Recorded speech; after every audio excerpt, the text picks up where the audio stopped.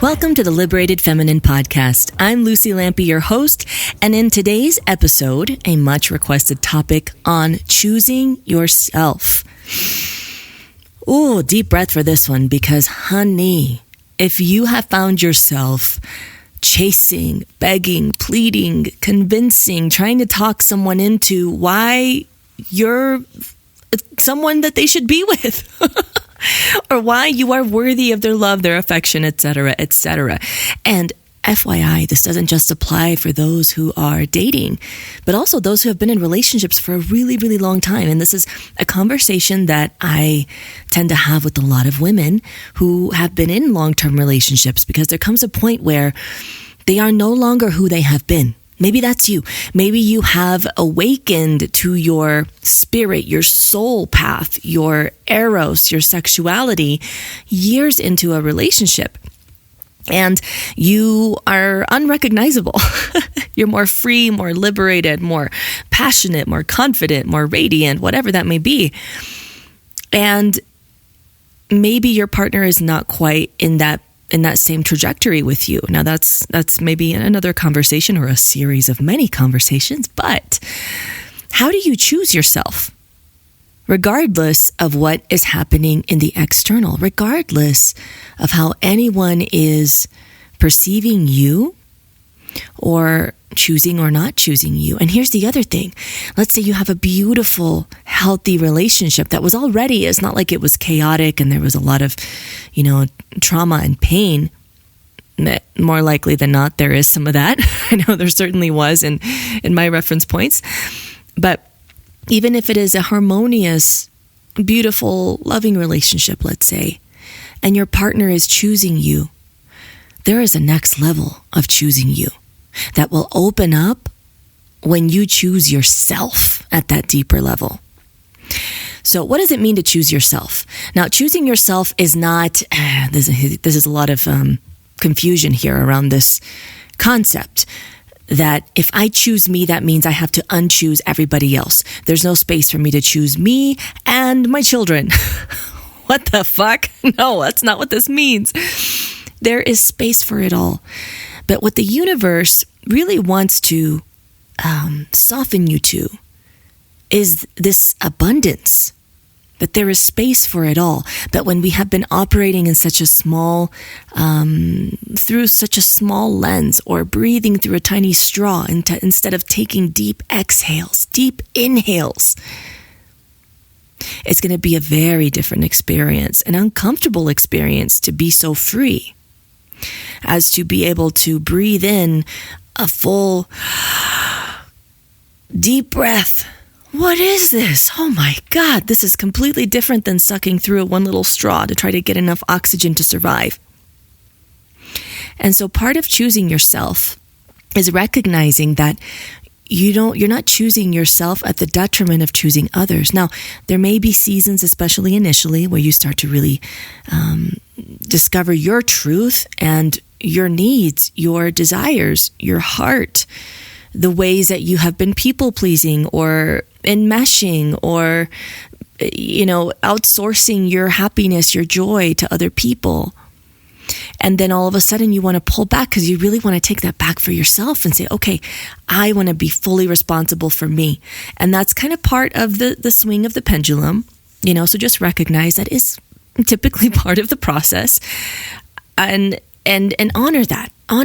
And also I invite you to keep this perspective, just like put a pin in it, put a pin in it and hold that a soul perspective somewhere in your awareness, somewhere in your consciousness as you're going through your swing of the pendulum of wanting to really, be self-sufficient or to really choose you and start saying no more. This is a powerful space to be. And also recognize that choosing yourself is not limited to just saying no to people that you've been saying yes to, or things that you've been saying yes to that you really want to say no to. That's just one, it's like an introductory piece. It's an introductory course.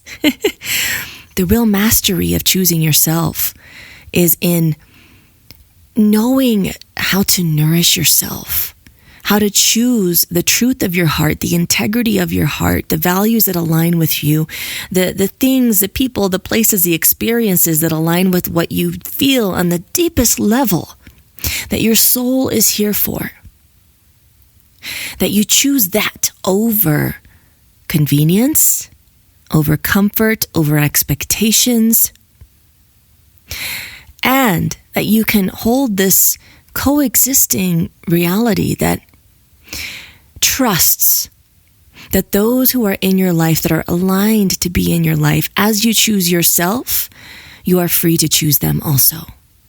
And until you really choose yourself in your deepest truth, in your whole integrity, or perhaps I should say your wholeness and your integrity, that as you do that, there is an overflow that happens. And then you're available to be nourished by someone else and to nourish someone else. And it's this beautiful, just limitless, ongoing flow of love and nourishment. And I believe that is how relationship is meant to be at its core, distilled all this, when you distill all the, all the bullshit. And not that the karmic things that we're here to work out and the healing and all that is bullshit, but I mean like all of the fear. When you distill out all of the distortions and the illusions, that's the core of relationship right there, is mutual nourishment. This reciprocity of being reciprocally committed to loving each other and recognizing how we love ourselves through loving each other. But this is a journey. All right. So I'm not going to get, again, that's like the mastery level of, of how to choose yourself and others, and how to choose others by choosing yourself, and choose yourself by choosing others. Because really it's like to love is to be loved. To be loved is to love. There comes a point where you really see that and it truly clicks. So perhaps put a pin in that also, because this is coming. This piece is coming, and it's fucking beautiful. All right, so here are 3 ways that you can actively choose yourself. The first one is to do more of what nourishes you and brings you to life. I want to especially emphasize what nourishes you and brings you to life in this season of life. Because maybe what you did last year or 6 months ago or last week or years ago, maybe what was nourishing and life-giving to you then is not available to you at this time. Like right now, I am nearly halfway through this pregnancy, and I'm not going ziplining. I'm not going to plan a skydiving trip. I'm not doing certain things that I would potentially be adventuring in if I were not pregnant this summer. So keep in mind, what is accessible to you now? And if you need to go through the process of deep reflection of the past versions of you because you really do long for a certain mode of expression or a certain kind of adventure, and it's just not accessible to you now, or that chapter has closed, go back and really celebrate it and grieve it, and don't romanticize it. Don't romanticize it either. Don't look at it through rose-colored lenses. Remember, there were challenging parts to that also. But celebrate that and bring that chapter to a close, and then focus, okay, where am I sending my energy now? What nourishes me now? And do more of that. Because if you're not willing to commit that to yourself, how would anyone else say, yeah, okay, let me just devote myself to making you happy and nourishing you and serving you? And at some level, we all want that. Let's be fucking real.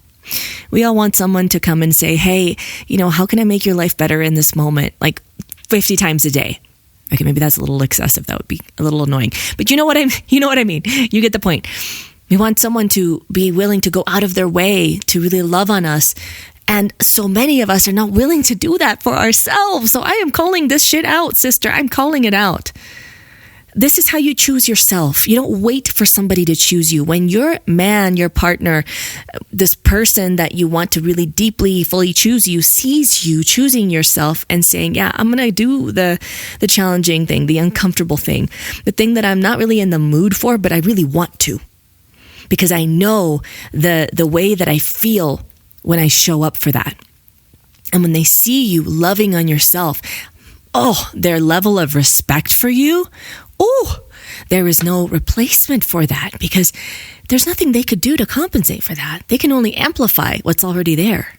They can add to it. They can make it even sweeter. And you're setting an example for them on how deeply you really love yourself. Now, a second way that you can choose yourself is by treating your body as a temple. And this is not just what you're ingesting, as in food, drinks, substances, things in your physical body that you're consuming through your mouth, your lungs, whatever, but also what you are ingesting through your mind. That is going straight into your temple. That is affecting and impacting your nervous system. If you are feeding into fear narratives, if you are absorbing the collective chaos and internalizing that, and your nervous system is in this cortisol, this hyper production of cortisol, because cortisol is not all bad, okay? Maybe we'll get into that some other time. Again, a different conversation. But when you're in this fear-based response, looking through the fear-based lens, that is going into your temple. That is absolutely affecting your temple. So if you take inventory, what am I consuming in the tangible ways and in the intangible ways? And is it aligned with how I want to nurture my temple? Is it aligned with what I am cultivating in my temple? And if it's not, be so fucking ruthless about extracting it. You don't fuck around with this. Just cut it out. Cut it out. And taking care of your temple also includes how you are channeling and amplifying and working with your sexual energy. So are you being leaky with your sexual energy? And this is not just like, are you giving out sexual signals to people that are not your committed person or persons, whatever your relationship dynamic is. It's not just that. It's deeper than that. Being leaky with your sexual energy is also not being clear and taking action and being decisive and when the downloads come in. And then it just, and then it's gone. There is a divine responsibility, not a burden. Responsibility as in it is a fucking gift. That when something comes through you and there's this creation energy element that is wanting you to birth something into the world, but you're too scared to do it. Or maybe your physical body can't hold that yet. And so it's about expanding your nervous system's capacity for love, for ease, for inspiration, for pleasure, for the expanded capacity to deal with, haters, to deal with people pushing back on what spirit is instructing you to share with people. All of this goes into how is treating your body like a temple. There are holy, erotic, fucking amazing things happening there. Divine, wise. Are you going to let it? The third way to choose yourself is to be obsessed with yourself. Okay, so girl, listen. Again, if you want someone else to be obsessed with you, but you won't obsess over yourself. I am not talking about a self-absorption. All right, I'm talking about self-obsession in a way that you are really recognizing your worth, that I am, that sovereignty, this remembrance of who you are at your core, of how full and deep you are of just pure radiant love. It's your vibrance. It's your radiance. This is your your wholeness, the full spectrum of your feminine embodiment, for example. And when you really can celebrate yourself, this is what I mean by self-obsessed. It's like you look like, man, I feel juicy today. My pussy is like so on it today. Oh my God, look at what she's doing. Oh my God, my hair is, yes, on point. But even beyond the physical qualities, when you can really recognize and celebrate the things of yourself that are radiating love before you, everywhere you go. Because a self-obsessed woman, not a self-absorbed woman, but a self-obsessed woman who knows who the fuck she is and walks through life as such, brings nourishment and love and healing to everything around her.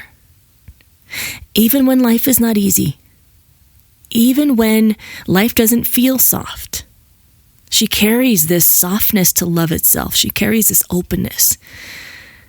And people can feel, damn, this woman knows who she is and she fucking loves that. She loves who she is. I want me a little bit of that. How do I get me some of that? And we confuse that with confidence.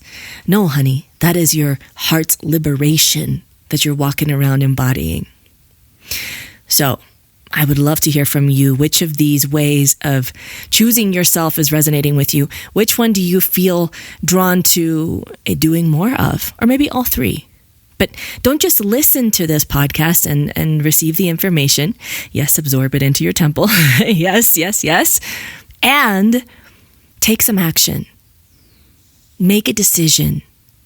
Make a micro shift. 1 degree, 2 degrees of just redirecting this way is over time going to make a huge difference in your life. And as you continue to integrate these things into your way of being, you'll look back. Like, mark my words, you'll look back 6 months from now, 1 year from now, 5, 10 years from now, and you will be astonished at who you have become. And you're not becoming some stranger, you're becoming more you. So, here's to choosing yourself, love. Thank you for joining me for this episode. And until next time, here's to liberating your wild feminine heart. Bring the bass, give me a taste, they me the waste. I'm your little plaything. I got to feel